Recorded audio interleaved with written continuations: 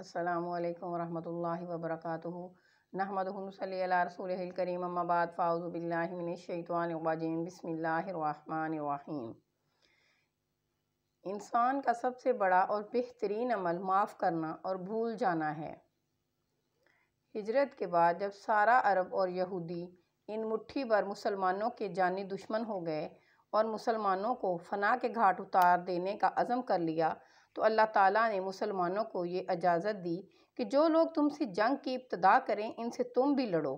چنانچہ 12 صفر سن 290 تاریخ اسلام میں وہ یادگار دن ہے جس میں اللہ کریم نے مسلمانوں کو کفار کے مقابلے میں تلوار اٹھانے کی اجازت دی اور یہ آیت نازل فرمائی: اُذِنَ لِلَّذِينَ يُقْتَلُونَ بِأَنَّهُمْ ظُلِمُوا بِأَنَّ اللَّهَ عَلَىٰ نَصْرِهِمْ لَقَدِيرٌ۔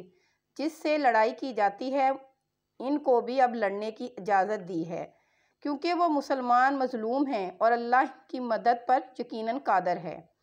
حضور صلی اللہ علیہ وآلہ وسلم مکہ میں تھے تو خانہ کعبہ کی طرف منہ کر کے نماز پڑھتے رہے، مگر ہجرت کے بعد جب آپ صلی اللہ علیہ وآلہ وسلم مدینہ منورہ تشریف لائے تو اللہ تعالیٰ کا یہ حکم ہوا کہ آپ اپنی نمازوں میں بیت المقدس کو اپنا قبلہ بنائیں۔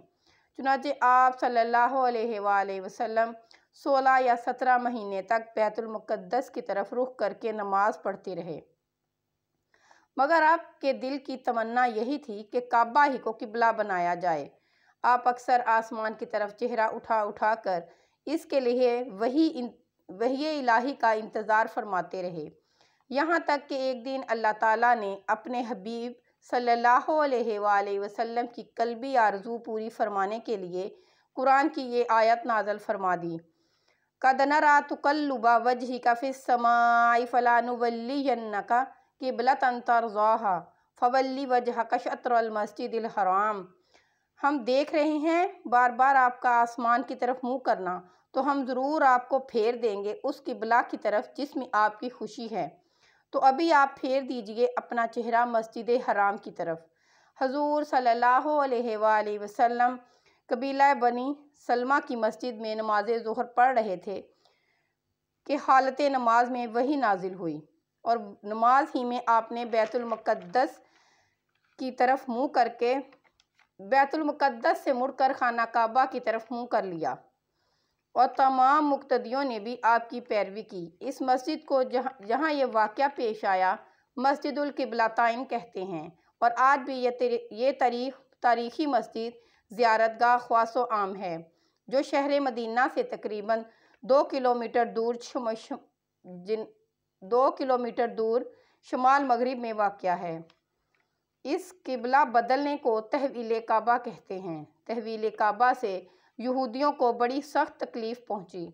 جب تک حضور صلی اللہ علیہ وآلہ وسلم بیت المقدس کی طرف رخ کر کے نماز پڑھتے رہے تو یہودی بہت خوش تھے اور فخر کے ساتھ کہا کرتے تھے: محمد بھی ہمارے ہی قبلے کی طرف رخ کر کے عبادت کرتے ہیں۔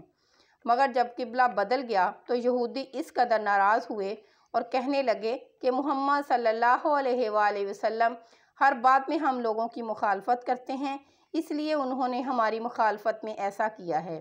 اللہ تعالیٰ نے قرآن کی یہ آیت نازل فرمائی: وَمَا جَعَلْنَا الْقِبْلَةَ الَّتِي كُنْتَ عَلَيْهَا إِلَّا لِنَعْلَمَ مَن يَتَّبِعُ الرَّسُولَ مِمَّن يَنقَلِبُ عَلَىٰ عَقِبَيْهِ وَإِن كَانَتْ لَكَبِيرَةً إِلَّا عَلَى الَّذِينَ هَدَى اللَّهُ۔ اور آپ اب پہلے جس قبلہ پر تھے ہم نے وہ اس لیے مقرر کیا تھا کہ دیکھیں کون رسول کی پیروی کرتا ہے اور کون الٹے پاؤں پھر جاتا ہے، اور بلا شبہ یہ بڑی بھاری بات تھی مگر جن کو اللہ تعالیٰ نے ہدایت دے دی۔ آیت میں تحویل کعبہ کی حکمت بتا دی گئی۔ منافقین جو محض نمائشی نمازیں پڑھتے تھے وہ بدل گئے۔ اس طرح ظاہر ہو گیا کہ کون صادق الایمان ہے۔ میری اللہ تعالیٰ سے دعا ہے کہ اللہ بیت المقدس کو دشمنان اسلام سے محفوظ رکھے اور فلسطین کے مسلمانوں کی حفاظت فرمائے، آمین یا رب العالمین۔ وآخر دعوانا ان الحمد للہ رب العالمین۔ اللہ نگہبان۔